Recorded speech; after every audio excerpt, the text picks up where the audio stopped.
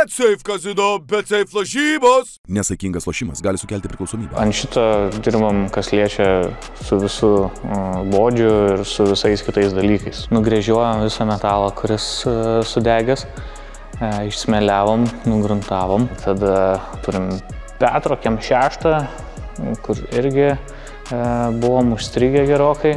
Obliam, driftkaras ir palikta muzika, magelis bus labai rimtas. Hello and welcome to my new vlog. Čia darom pala.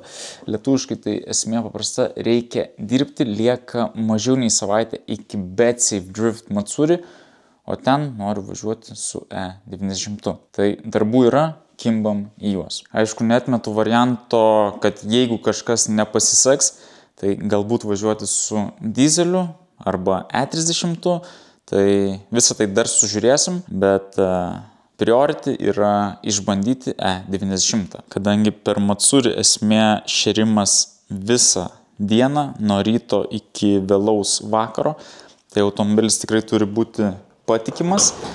Tad surinkus projektą iki galo dar norisi padaryti ir gerą testą prieš išvažiuojant. Tai žiūrint į laiką, nežinia kaip čia gausis. Iš esmės liko keli tokie pagrindiniai darbai.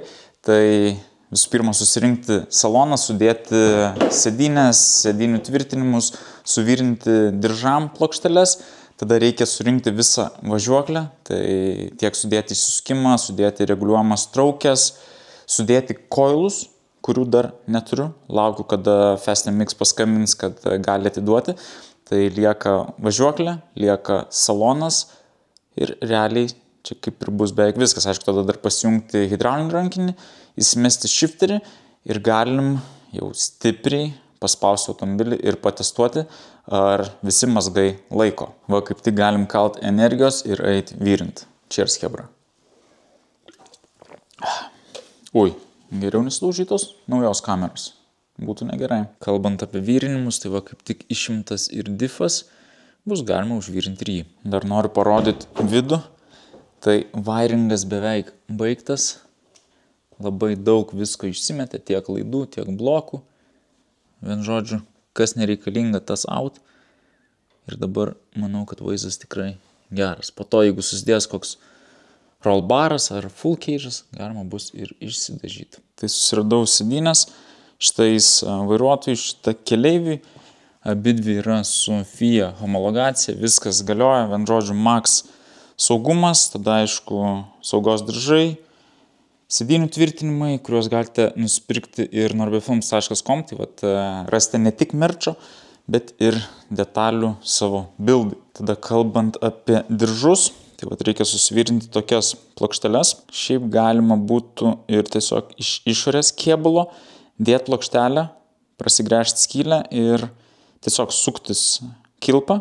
Viskas, darbas atliktas, bet aš darysiu, tiesiog dėl savęs, galbūt net psichologiškai jausiuos saugiau, tai prisivyrinsiu. Iš pradžių teks prasigręžti skylę, kad tilptų veržlė ir tada iš vidaus kėbulo užsidėsiu plokštelę, ta veržlė gražiai įlys, viskas priglus, bam bam, prisivyrinai ir turi plokšteles diržų kilpom. Tai va čia įsuksi kilpą ir galėsi užtvirtinti diržą. Tai tiek vairuotojui, tiek keleiviui. Po to sudėjus sėdynės galima bus uždėti vairą, pasistatyti jau viską taip, kaip sėdėsiu ir žiūrėtis, kur galima tvirtinti hidraulinį rankinį, kad būtų patogu. Tuojaus pradėsiu viską dėti į automobilį, tai bus aiškiau, galbūt kažką ne taip paaiškinau, bet vis tiek, esmė, kad net ir ne visur iš išorės prieičiau gražiai padėti plokštelės, kad ji atitiktų visus ten reikalavimus pagal FIA, kokie turi kampai būti diržo, kuris tvirtinamas ir taip toliau.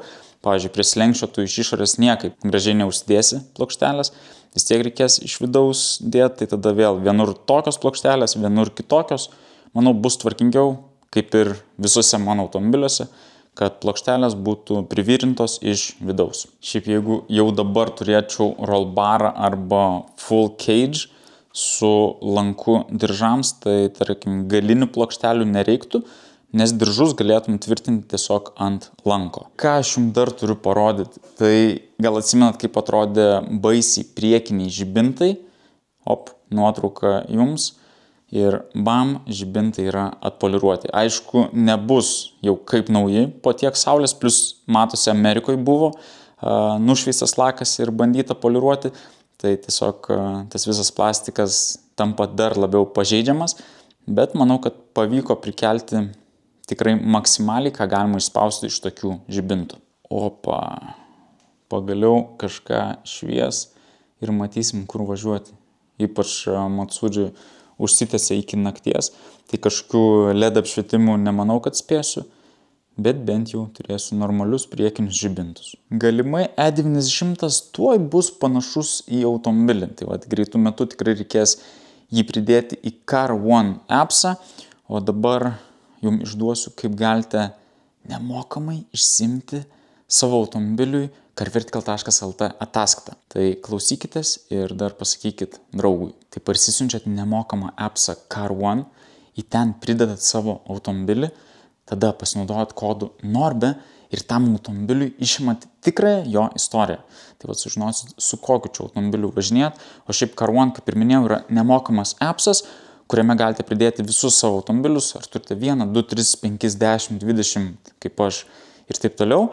Ir ten pat matysit techą, draudimą, baigsis draudimas, pasimsit naują, galėsite atsiskaityti už parkingą įvairiausiuose miestuose, bei naudotis kitomis labai geromis funkcijomis. Tai linkas video aprašyme, appsas yra visiškai nemokamas, arba žiūrit šitą QR kodą, parsisiunčiat ir tiesiog naudojatės. Realiai, ko daugiau reikia? Vienas appsas viskam, kuris viskuo ir pasirūpins, o jums tiesiog reikės vairuoti. Dabar žiūriu, F30 driftcaro draudimas pasibaigęs, nespėjau pasivažinėti, būčiau išsitraukęs, pralėkęs, bam, bauda. Tai gerai, kad atsidariau. Išėmiau sėdynę, tai noriu parodyti vieną dalyką. Įdomų dalyką, bet nelabai smagų. Tai kadangi automobilis yra iš Teksaso, kur tiesiog šilta, karšta, tai ant išorės ar ant kokio nors net varžtelio nerasite nei menkiausios rudelės. Tačiau viduj galbūt leido stoglangis ar dar kas, turime tokią situaciją. Gana baisus dugnas, aišku, neprapuvęs, bet čia panašu galbūt koks kilimas laikė drėgmę. Ir turime rudelių, nemažai, viskas aišku sutvarkoma, bet būna ir taip. Automobilis iš šiltų kraštų, išorė ledinė, vidus papuvęs. Aišku, vėlgi, jeigu nusipirks tokį ir neišimsi kilimo, net to ir nesužinosi. Tai gerai, dabar reikia įsimest sportinę sėdynę, užsimest vairą, viską išsistatyti, kur sėdėsiu ir tada galėsiu susižymėti, kur reikia daryti diržų tvirtinimus. Tada prie to pačio galima nupjauti tokius visokius dalykus. Jie tikrai yra nereikalingi, daugiau kažko pjaustyti, nugręžti. Kaip ir nėra tolko, kol tai nėra pro buildas.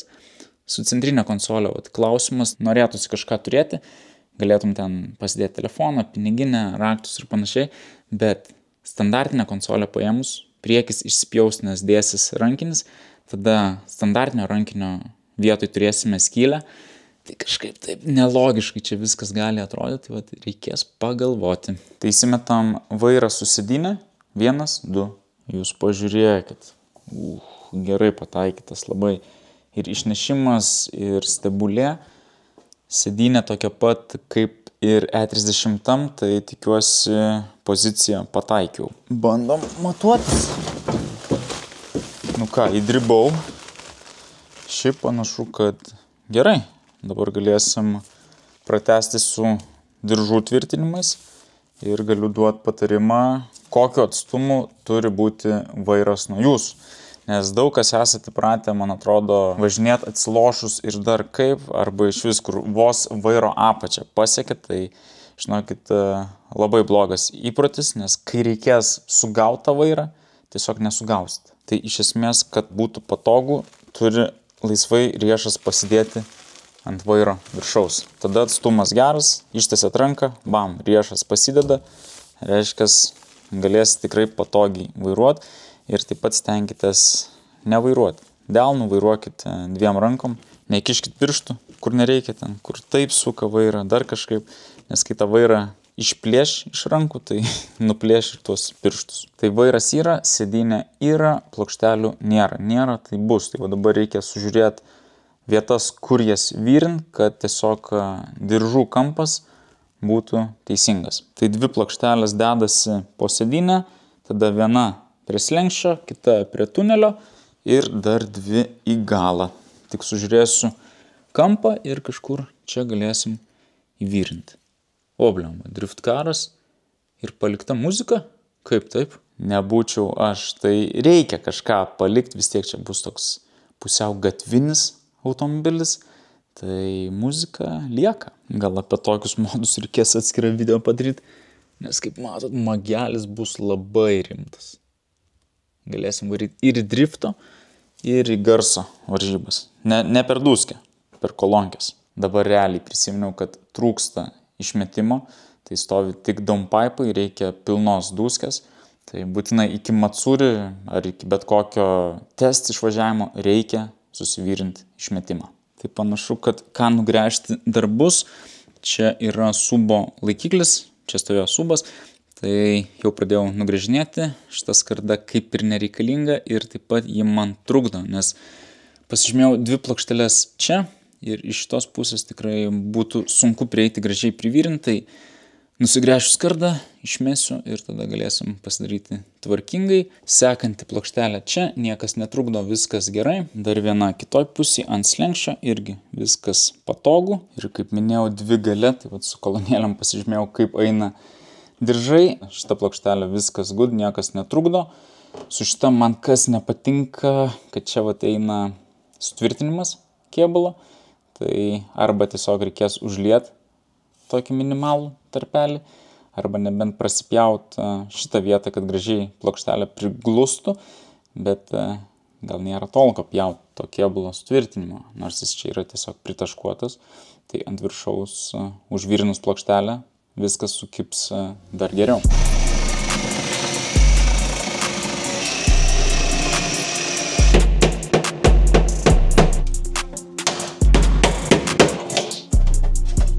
Antrą kartą darant jau žinosi, kad yra dar 2 vyrinimo taškai paslėpti, tai anoj pusėje bus galima padaryti tvarkingai, o čia nieko tokio.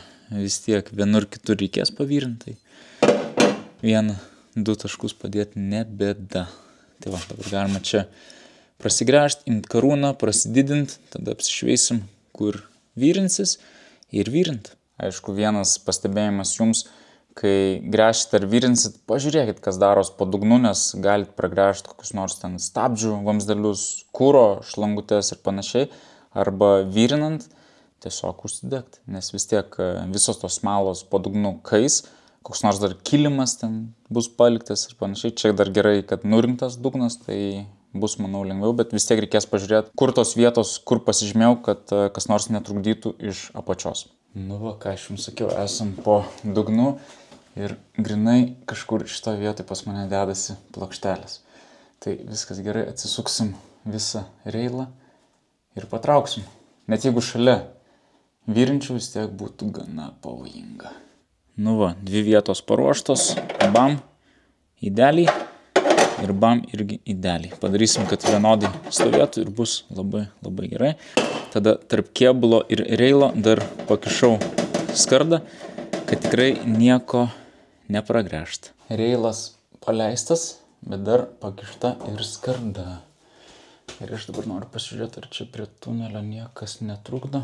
Ne, viskas gerai, galim gręžti.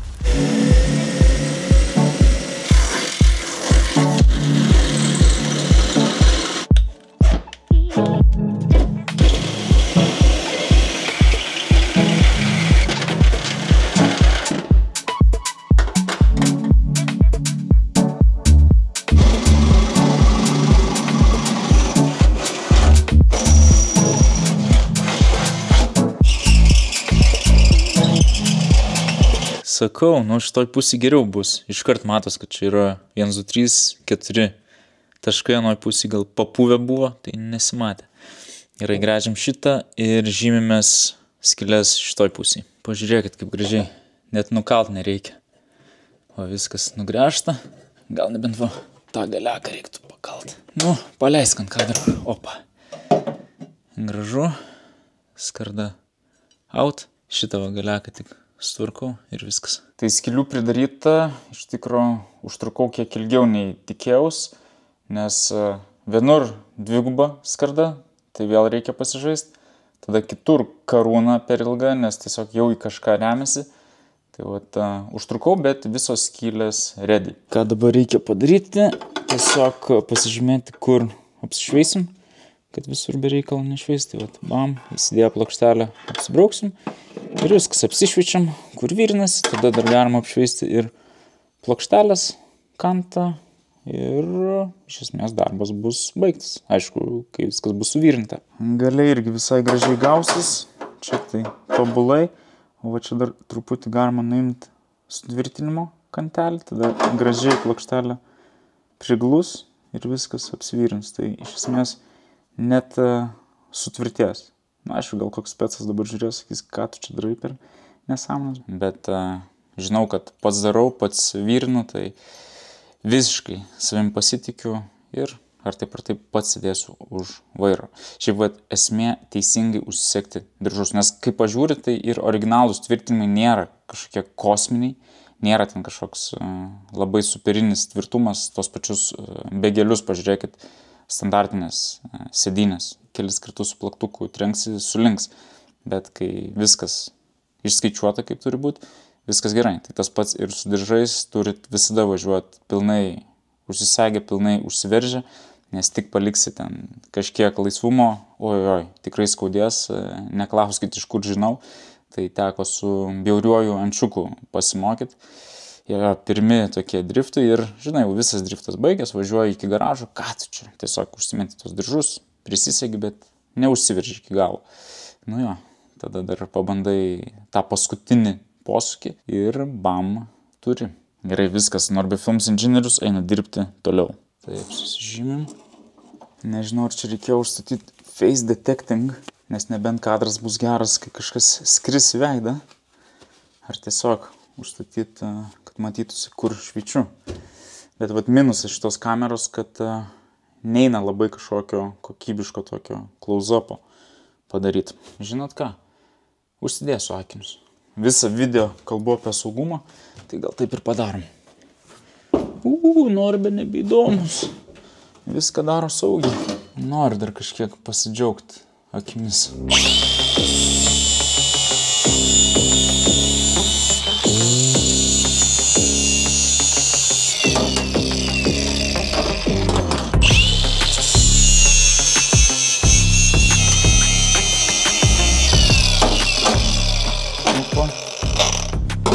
Beveik idealiai.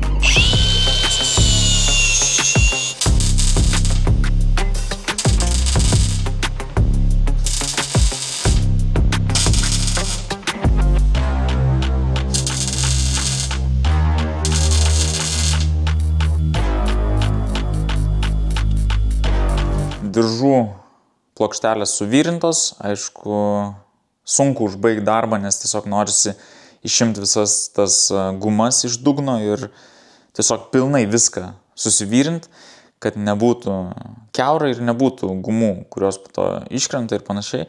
Nu, bet dabar reikia apsiriboti tiesiog diržų tvirtinimais, nes po to suvyrinimu ir nebus galo. Kadangi šiandien patarimų video, tai vat parodysiu, kaip aš bent jau vyrinu. Pasiemu pradžiai apšilimui, pasitestuoti ir settingus kempo. Tai kampuotis 2,5 mm, toks pat, man atrodo, kaip ir plokštelės. Šitas, aišku, storesnis, tai čia dar faktas idealiai priglunda, tai lengviau vyrint. Ant kėbulo plonesnė skarda, tai dar kurva ir papelyjas dugnas tikrai jaučiasi, kad tas metalas nori degti ir vienur kitur ir pradegė. Gavos skylė, tai teko užlipdyti, bet šiaip pasigaudai. Pasižiūri, kaip gaunas, kas patinka, kiek reikia tos vėlos ir greičio, ir tada jau eini vyrinti į automobilį. Bet ten vėl, kaip sakau, kai nesusideda taip idealiai, tam tikrose vietose jau ir prasideda žaidimas. Tai va, tiesiog turit to metalo garaže, nepulkit iškart vyrint ant automobilio. Ką vyrinsit, o apšilkit, pasitestuokit, nes realiai juokinga, kad kaip kurie net specai šitos srities, daro labai baisiai darbus. Tai va, viskas suvyrinta, viskas sudėta, ten reikės dar dugną pastvarkyti, nes kur buvo laikiklis, tai skylės gavos, nesivyrina normaliai, tai reikia tiesiog išpjauti ir vyrinti naują skardą, visur kitur tvarkingai. Tai va, ir šitą vietą, kur gal buvo kažkokių klausimų, viskas labai labai gerai susidėjo ir esu saugumu garantuotas. Jo, ta istorija apie teismus, tai gal pasakau, gal ne, realiai, kai už golfą norėjo atimti teisės, tai vieno teismo tema ir buvo, kad tiesiog esu nieko nebaigęs su automechanika ir va dirbu prie automobilio. Blemba, tiek automobilių surinktų į sportą ir nei karto nebuvo nei menkiausio niuanso, kad būtų blogai suvyrinta, neprisukta ar dar kažkas. Taip nebūna. Senai vyrinau, bet visai smagu. Gerai gavos, tai tas gerai, dabar reikia apsišveisti. Tiesiog užteks su dratiniu praeit, nereikia šlifuotų siūlių, nes visų pirma, jos nėra baisios, tai nereikia nieko slėpt. O visų antra, jeigu tu nušlifuosi pačią siūlę, tai tiesiog prarasi tvirtumą. Tada galbūt reiktų užsigruntuoti kokiu nors geresniu gruntu, gal net ir su kokiu surišėju prasieiti, kad būtų kaip sau. Ir toliau rinksim saloną. Prašvysta, viskas blizga, galim dažyti. Aišku, vienas minusas, nes norėjau pabaigti pilnai visus vyrinimo darbus, bet baigėsi dujos, tai kelios skylės lieka ties kėbulu ir dar reikia užvyrinti difą. Bet turiu planą, viskas gerai, tuoj pakalbėsim, o dabar imu Bernerio rūdžių surišėją ir po to galima prasieiti su antikoroziniu gruntu. Tai vat, viską paliksiu tiesiog po šių priemonių, o po to kažkada reikės, manau, nusidažyti pilnai visą vidų. Tai ties čia kol kas galim baigti, sustvarkau vidų, sustvarkau garažą ir judam dujų. Bet, manau, pakeliui galim užsukti į Kirakashi workshop, pas jį irgi stovi E90 ir kaip tik buvo keli komentarai dėl body kito. Tai vat grinai galima būtų atsakyti ir į šį klausimą, kas bus su body kitu. Iš tikrųjų jaučiasi, kad turime trumpesnius vakarus, bet esu vietoj, tai eisim pasižiūrėsim projektus.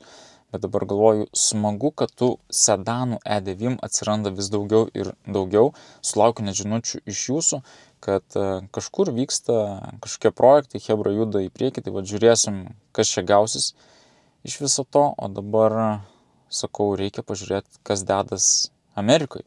Nes kai aš pirkau savąjį, ieškau, aišku, mechano nebuvo, buvo vienas, bet išėjo tiesiog už didžiulę sumą, nelogišką sumą, tai tiesiog nebebuvo kur ten jau ir statyti, tai iškrito geras variantas, automatas, nupirkau. O dabar atsidarius aukcionus, blemba, nustebau. Realiai viskas paprasta. Kažko, ko ieškot, tinkamų metų niekad nebus. Tai va turiu, aišku, kupą, ne sedaną, bet iškart visas kabliukas, kad buy now kaina. Tiesiog va dabar norit nusipirkti, galit imti tai ir padaryti. $1050 už 335i Mechana N54. Vau, kaina tikrai gera. Tai va tokia situacija Amerikoje. Aišku, ką matom, sudaužytas galas, nebaisiai, priekiniai sparnai palaužyti, bet pas kupą, man atrodo, plastikiniai tai šiaip dažnai būna pagadinti. Ir nežinom ridos, bei kas nepatinka, tai kad neturim variklio nuotraukos, tai aišku, tas variklis turbūt yra, bet neaišku kokios būklės. Ką mes galim padaryti, tai paimti VIN kodą ir įsivesti į carvertical.lt. Jau turbūt žinot, kad su kodu NORBE gaunate 20% nuolaidą savo ataskaitą. Tai vat pabandysim išsiaiškinti, kokia ta rida, bei sužinoti visą kitą tikrąją automobilio istoriją. Bam, žala užfiksuota, kas man yra įdomu, tai rida. Aišku, matom ir visas nuotraukas. Ir rida iš tikrųjų visai gera, 73 000 kilometrų. Tai jo, maža, viskas good, nors spalva čia yra 2015 metų fiksavimas. Tai automobilis labai ilgą laiką niekur nefiguravo, galbūt ir nebuvo eksploatuojamas arba tiesiog stovėjo su užlinkusiu motoru.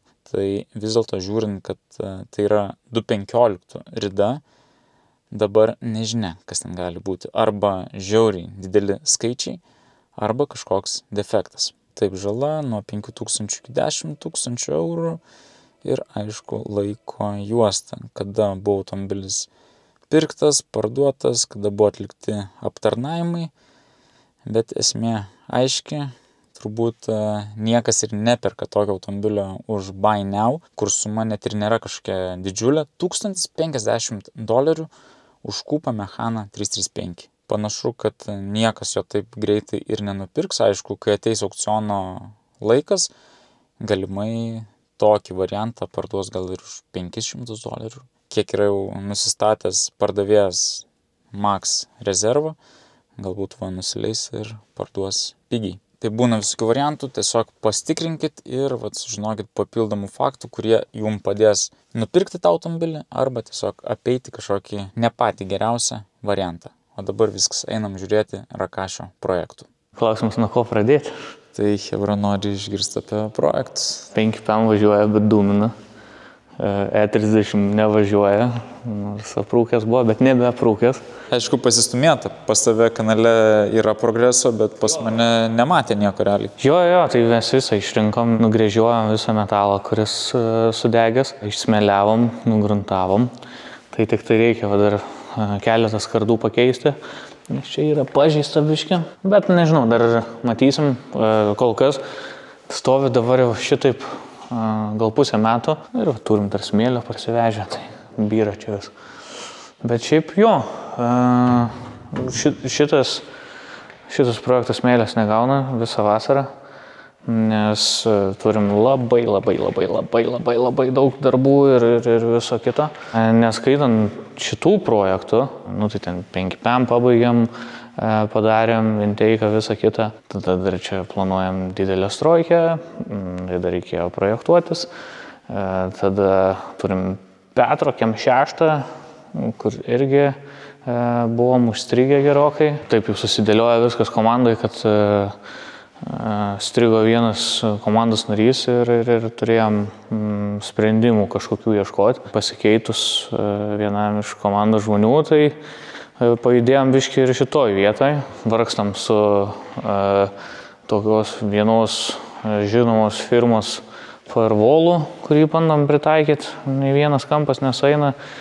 Dar turim bodinę mūsų, kuris irgi nei velnio nesueina. Kažkaip tai gaila gauti tokios kokybės daiktus ir po to praleisti belkiek laiko juos bandant pritaikyti, bet nieko nepadarys. Po to patys pradėjom lankstyti vamzdžius čia vietoje in-house. Tai padarėm bešbarą, galinį, priekinį. Tai šitas projektas. Ir žinoma, mano E9 antras kėbulas, vienas kėbulas yra išvažiavęs. Gaunas dabar bus 2 driftkarai? Gavosi taip, kad kadangi turėjom antrą kėbulą, ant to kėbulo darom formas, o aną kėbulą lipdom. Lankus, visą kitą, o ant šito dirbam, kas liečia su visų bodžiu ir su visais kitais dalykais, to, ko reikia. Tai turim pabaigtą bodį.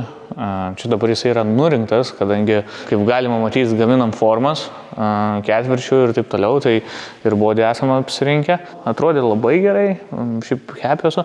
Faktas, kad dar buvo galima ką tvarkyti ir ten nėra tam niekada pabaigos, bet jau nebenorėjom žaisti ilgiausiai. Prieš pradedant ruošti bodį formom, dabar pirmiausia pasidarom šitas formas ketvirčių, dar turim sparnus kitus nusipirkę, reikia juos pasidaryti. Kodėl dar formos yra nenuimtos, nes nusiskanavom pačias formas jau pagamintas, joms suprojektavo inžinierius karkasą, tą karkasą išsipjausim ir dar papildomai priauginsim ir priklijuosim prie bendros formos tam, kad jinai būtų labai smarkiai tvirta.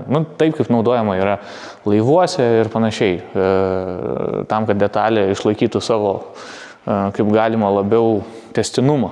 nes nuėmus formą, po to ją vėl sukant, jinai lankstosi, dar kažkas atsitinka dėl termo poveikio, keičia dydį savo. Tai dėl tos priežasties mes visą ją sutvirtinsim. Kai gaminam 5PM inteiką, tai gaminam jį iš karbono, kaitinam visą tai, pačias formas kaitinam iki 130 laipsnių, po to kaitinam patį inteiką iki 120 laipsnių, tai ten viskas labai gerai veikia. Šitų niekas tiek nekaitins, 60 laipsnių maksimumas. Ką mes iš to turėsim? Mes galėsim realiai per parą pagaminti detalį, kas labai smarkiai pagreitina visą procesą. Kaip čia galima matyti, forma ardysis į 5 dalis. Galbūt galima buvo daryti mažiau, bet mes tiesiog norėjom netaupyti ir padaryti fail safe, tam, kad niekas nesilokintų ir detalės išimant iš formos arba nuiminėjant formą niekas nelūžinėtų, netrupinėtų. Jeigu kažkas nutrupa, tai automatiškai ir detalės kokybė nukenčia. Tiesa, kai darėm body, tai irgi turėjom tų pačių challenge'ų kaip ir jūs su bako dangteliu, bet mes truputį kitaip padarėm. Tai pamatysi, kai tau dėsim. Jeigu iš vis dėsim, žinai, tą bako dangtelį, gal tiesiog užklijuosim. Kalbam apie body kitą, čia žiūriu standartinis sparnas. Kaip šitaip dabar? Todėl, kad priėmėm sprendimą daryti standartinės detalės ir prie jų montuoti body kit. Kodėl toks sprendimas yra? Dėl kelių priežasčių. Vienas dalykas, tai kažkas norės ant savo stokinio automobilio užsidėti, palikti standartinius sparnus, standartinius duris, visą kitą ir tiesiog pasidaryti platų E9. Kažkas gali norėti tiesiog stiklo pluošto sparnų ir su jais važiuoti žiedį. Tai dėl to darėm viską standartui ir body atskirai, kurį tvirtinsim prie standartinių detalių. Vėlgi, reikia suvokti, kad toks ketvirtis, jis daugiau kainuos nei kad overfenderį. Tai nėra mūsų tikslas, kad šitą body galėtų nusipirkti tik tai tie, kurie jau ten pro buildą darytų. Mūsų tikslas yra, kad daugiau to community važiuotų ir kad būtų daiktų, kurie padėtų važiuoti. Važiuoti įdomu. Gaila, kad pats 2 metai niekur nevažiuoju. Bet dabar planas jau kitais galbūt kažką ir išbaigti, ar ne? Jo, tai kitais metais turim čia dabar šiaip labai susidėlioja tokį griežtą ganėtinai planą, ką turim pasidaryti iki metų galo, tai kas liečia čia dar statybą ir panašiai. Iki gruodžio galo pasibaigs su bodžiu. Tam, kad per sausį vasarį liktų susirinkti tik tai, jau rinktis pačią mašiną ir kitais metais, tai Lietuvoje išvažiuoti, faina, viskas gerai, bet tikslas yra važiuoti biškį plačiau ir daugiau. Man asmeniškai yra daug smagiau važiuoti tokiuose renginiuose kaip Matsuris. Tai, žinai, manau, pats įsivaizduoja, apie ką šneku. Skandinavijoje, ką galima nuveikti, tai važiuoti tos pačius Gatebil, taipogi kalbėjom su tavim apie dar tą vieną naują renginį, kuris ten vyksta. Va toks automobilis, tai mano akimis žiūrint, yra žiauriai puikus važiuoti fun. Mane drivina communities ir renginiai, kurie vyksta ir tas fun, nei kad varžybos. Pilnai suprantu tuos, kurie varžosi ir nori kažką įrodyti, tai ir pats nuvažiuosiu į tas varžybas. Netgi klausiau, Ramoškas sakė, kad galvoja netgi daugiau Matsurių daryti ir mažiau varžybų. Tai linai, pirmin, palaikom, kad kitą metą mus matysit, faktas, kiek smarkiai mus matysit varžybose, negaliu pasakyti. Bet jeigu Ramoška padarys daugiau Matsurių, tai tikrai atvažiuosiu. Tikėkime, taip ir bus ir dar nulėksim tikrai iki Gatebil. Jo, į Gatebil tai čia tiesiog privalomai. Tai taip mes ir laikomės, gyvuojamės ir daug dirbam. Tai net tave šiandien vėlai sakiau, kad atvažiuotum, nes iki vėlumos dirbsim, kad jau čia nebebūtų šveitimo ir pjovimo garsų, nes nelabai susišnekėtume. Tai manau, daugiau šiandien jūsų chebra nebegaišinu, lėkiu atgal į garažą. darbų ir pas mane tikrai yra ir taip pat planas pasismaginti Matsuri. Tai nepamirškit, susimatom Bet Safe Drift Matsuri jau rugsėjo 21 dieną. Tai čia kas? Šis šeštadienis. Jo. Wow. Reikia tikrai paskubėti.